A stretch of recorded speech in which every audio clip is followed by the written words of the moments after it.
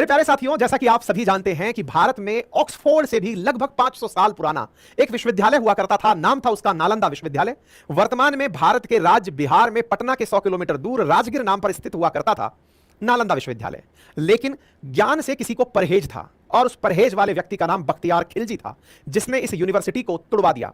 इसको तुड़वाने के बाद कहते हैं कि यहां पर 9 मंजिला इमारत में 90 लाख से अधिक किताबें रखी थी, जिन्हें जला दिया गया। कहते हैं कि किताबों की राख बुझने में 3 महीने से अधिक का समय लगा। इतनी ज्यादा किताबें उस दौर में, यानी कि आज से लगभग 1600 साल पहले यहां हुआ करती थी।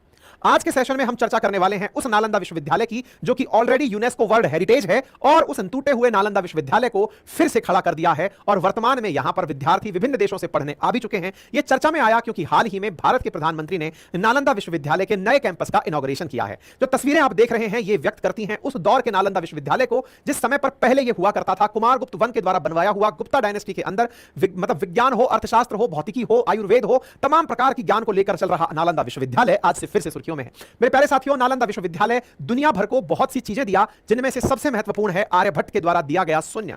जी हां साथियों, आज अगर कंप्यूटर की भाषा में बाइनरी में शून्य और वन का महत्व है, तो इस शून्य को देने वाले आर्यभट्ट यही नालंदा विश्वविद्यालय के शिक्षक हुआ करते थे। आज वही नालंदा विश्वविद्यालय फिर से उठ खड़ा हुआ है, क्योंकि इसका भारत सरकार के द्वारा, बिहार सरकार के द्वारा मिलकर निर्माण करवा दिया गया है। यही कारण है कि ट्विटर के टॉप ट्रेंड्स में नालंदा यूनिवर्सिटी और नालंदा विश्वविद्यालय चल रहा है। वर्तमान में नालंदा विश्वविद्यालय कुछ इस प्रकार से दिखाई दे रहा है। नालंदा विश्वविद्यालय पूरी तरह नेट जीरो इमिशन के साथ बनाया गया है। नेट जीरो इमिशन का मतलब है कि यहां से जो भी प्रोड्यूस होगा उससे कार्बन डाइऑक्साइड की मात्रा नहीं बढ़ेगी, क्योंकि इतने प्लांट्स यहां लगाए गए हैं, वाटर को रिसाइकल करने के तरीके अपनाए गए हैं, बकायदा तालाबों का निर्माण यहां पर रखा गया है ताकि यहां की पानी की आपूर्ति समय पे हो सके और वाटर रिसाइकल हो सके। आप अगर यहां के कंस्ट्रक्शन को देखें तो देखकर आज की आधुनिकता और ऐतिहासिकता दोनों को समेटे हुए यहां का कंस्ट्रक्शन दिखाई दे रहा है। 1749 करोड़ रुपए की लागत से बना नालंदा विश्वविद्यालय, हालांकि अपनी रेट को लेकर ऑफिशियली कहीं पर डिक्लेरेशन मुझे नहीं दिखा, लेकिन न्यूज में चल रहा है कि लगभग 1750 करोड़ रुपए की लागत से बनकर यह तैयार हुआ है। और इस विश्वविद्यालय के इनॉग्रेशन में प्रधानमंत्री ने भाषण देते हुए कहा कि यह केवल एक नाम नहीं है, एक पहचान है, एक सम्मान है, एक मूल्य है, मंत्र है, गौरव है, गाथा है।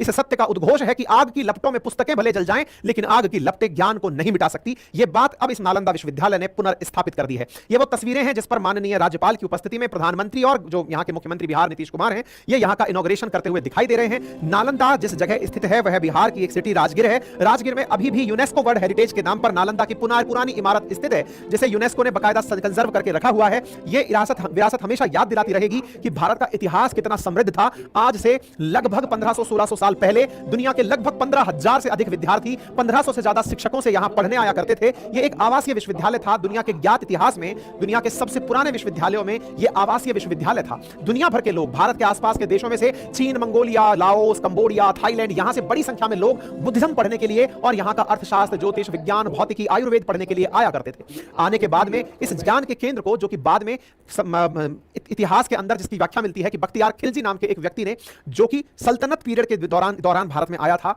उसके द्वारा इसे मिटा दिया गया। उसके अंदर इस बात की घृणा थी कि यदि यह चलता रहा तो इस्लाम को इसकी वजह से बहुत चुनौती मिलेगी। इस्लाम को मिलने वाली चुनौती को ध्यान में रखते हुए बख्तियार खिलजी ने इसे नष्ट कर दिया, क्योंकि यहां पर उस समय चिकित्सा के क्षेत्र में भी बहुत जबरदस्त कार्य होते थे। चिकित्सा में आयुर्वेद यहां का बहुत ही महत्वपूर्ण विभाग हुआ करता था। कहते हैं कि बख्तियार खिलजी एक सेनापति था और वह अपने आप को एक दिन जब बीमार पाता है तो उसके नीम हकीमों ने उसका जब इलाज किया और जब वो सही नहीं हुआ तो वह इलाज के लिए नालंदा विश्वविद्यालय के किन्हीं प्रोफेसर्स के संपर्क में आया, जो कि यहां पर पढ़ाने वाले जो प्राध्यापक थे उनके संपर्क में आया। नाम मैं मिस कर रहा हूं, मैं नाम मिस कर गया हूं। उन्होंने इनका इलाज किया और इलाज में उसने ये कहा कि मुझे आप बिना दवा दिए सही करिए। तो उन्होंने कहा कि दवा के बिना आप सही नहीं हो सकते, लेकिन इसको बख्तियार खिलजी को आयुर्वेद से नफरत थी, तो बोले आयुर्वेदिक दवाई मैं नहीं लूंगा। लेकिन उसको सही करने के लिए उसकी पुस्तक पर आयुर्वेदिक दवाएं लगाई गई और उससे कहा गया कि आप कुरान पढ़िए, आप ठीक हो जाएंगे। तो कुरान के पेजेस पर दवाइयां लगाई गई और वो जब कुरान के पेजेस पलट रहा था तो जीभ से उंगलियों से मतलब थूक लगा करके जब पलट रहा था तो असल में उसकी उंगली को पेज से टच करके दवाई उसके चेहरे में गई, मतलब शरीर में गई, और वो ठीक हो गया। लेकिन जब इसे ये बात पता चली कि इसे इस तरह से ठीक किया गया है, आयुर्वेद में इतनी शक्ति है, तो उसे लगा कि इससे इस्लाम को चुनौती मिल जाएगी और उसने उसे खत्म कर दिया।